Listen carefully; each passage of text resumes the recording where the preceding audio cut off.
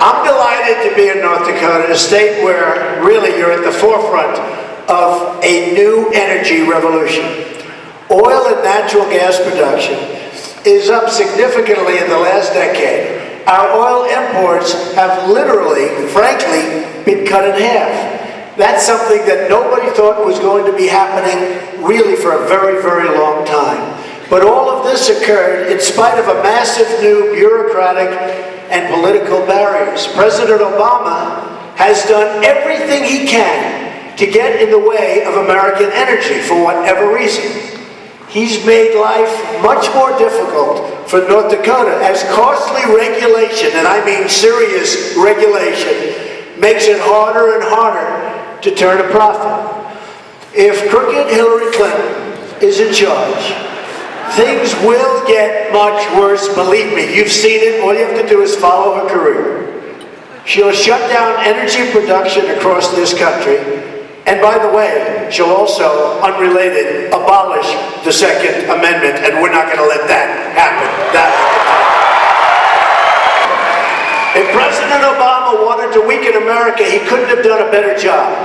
As bad as President Obama is, Hillary Clinton will be worse. She'll escalate the war against the American war like never before and against American energy, and she'll unleash the EPA to control every aspect of our lives and every aspect of energy. They'll make it impossible for the worker, for the owners. They'll make it impossible for everyone.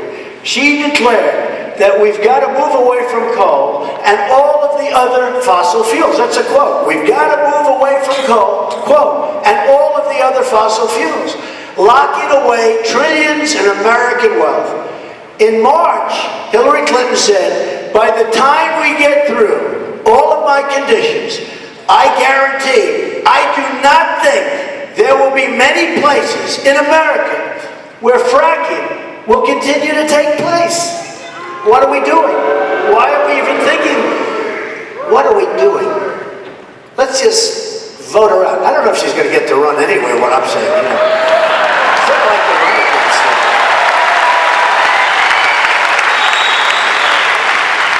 First energy plan, and I tell you, here is how we're going to do it, and here's how this plan will make America wealthy again. American energy dominance will be declared a strategic, economic, and foreign policy goal of the United States. It's about time.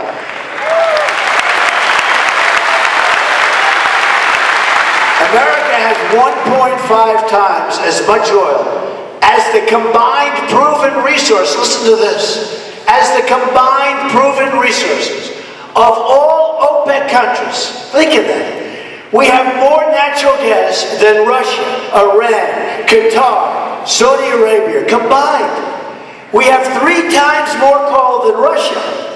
Our total untapped oil and gas reserves on federal lands equal an estimated $50 trillion. Think of it. We're loaded. We didn't even know it. We're loaded. We had no idea how rich we were. We're richer than all of them. We're richer than all of them, folks. We will use the revenues from energy production to rebuild our roads, it's about time, our schools, bridges, and public infrastructure. Our infrastructure is crumbling. Our infrastructure is a disaster. We have to rebuild our country. We have to rebuild our country, and we have to rebuild it properly and fast. We've spent almost $5 trillion in the Middle East, and we've gotten nothing for it. We're in worse shape than we were 15 years ago. We've got to rebuild our country. Cheaper energy will also boost American agriculture. We'll get the bureaucracy out of the way of innovation so that we can pursue all forms of energy. This includes renewable energies and the technologies of the future. It does include nuclear and wind and solar, but not to the exclusion of other forms of energy and other forms of energy that right now are working much better. Here's my 100-day action plan. We're going to rescind all the job-destroying Obama executive actions.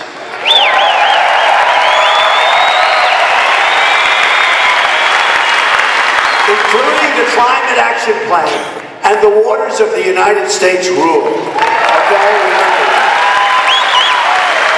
We're going to save the coal industry. We're going to save that coal industry. Believe me, we're going to save it. I love those people. These are great people.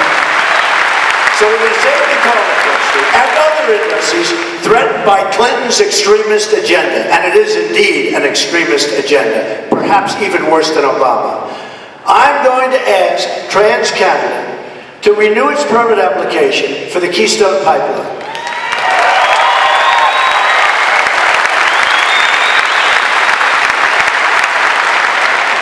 By the way, I might also be asking for a big piece of the profits from that so that the American people can get some more money out of it. Does that make sense?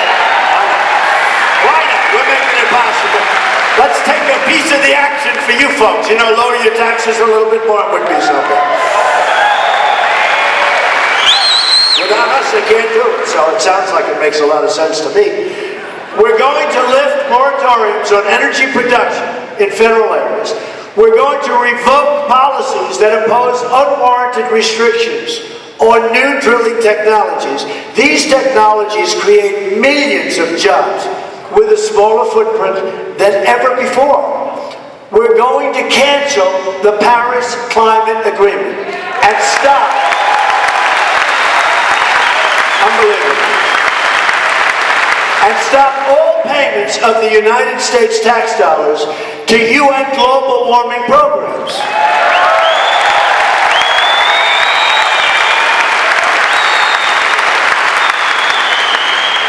We've got big problems, folks. We can't be sending our money all over the world. It's not 40 years ago.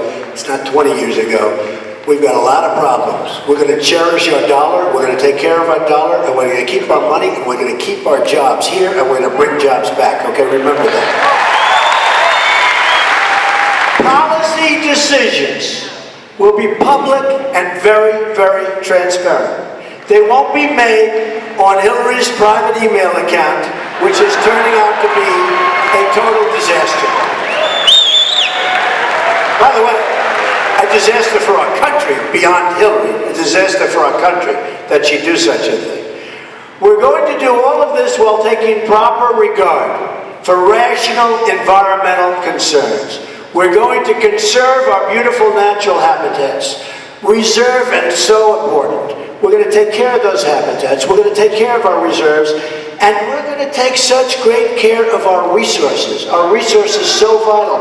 We're going to take care of those resources. In a Trump administration, political activists with extreme agendas will no longer write the rules, because that's what's happening now. And if companies want to leave our country and fire all their workers and go to another country, there will be a problem for those companies.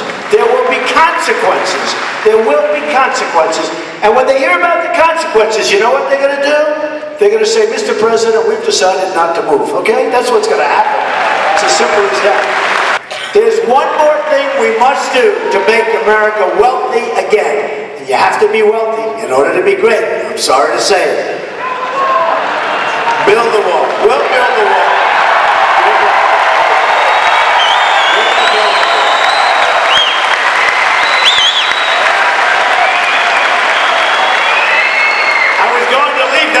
For the energy speech, but you know what? It never fails. We will build the wall. Who's going to pay for the wall? Mexico, 100%, by the way. 100%. Good. I was just testing you. I wanted to see whether or not you were on your toes. Okay. We have to make our community safe again. Violent crime is rising in our major cities across the country. This is totally unacceptable. Every parent has the right to raise their kids in safety. Security is not something that should only, and this is so important, that should only be enjoyed by the very rich and the very powerful. It has to be enjoyed by all. By way of contrast, I was endorsed, and I told you this, by National Rifle. And I see what's happening, and I understand what's happening, and I know it so well. These are people that want good things to happen. So, Hillary, get rid of the guns. Trump, we're going to endorse, and we're going to preserve, and we are going to cherish our Second Amendment. Okay. The choice in November is a choice between a Clinton agenda that puts donors first or an agenda that puts America first. My agenda, America first only.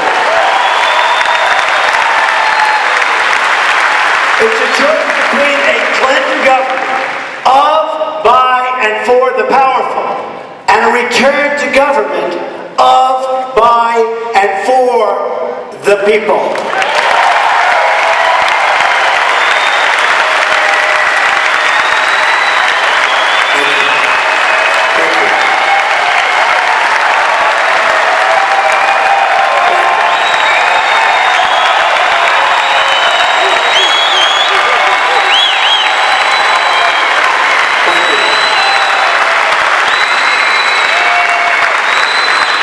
It is a choice between certain decline, absolutely certain decline, or a revival of America's great promise. The people in charge of our government say things can't change. They just feel that. Things can't change. I've seen it for so many months now. I've been doing this for 10 months. Am I doing a good job, by the way?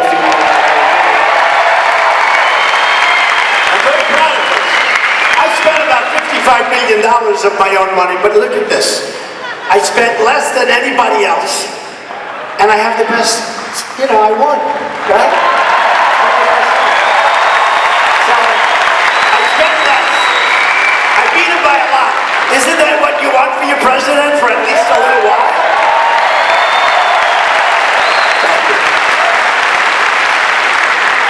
They want you to keep trusting the same people who betrayed you many times before. I'm here to tell you that if you keep supporting those who've let you down, then you will keep getting let down for the rest of your lives. I'm prepared to kick the special interests out of Washington, D.C.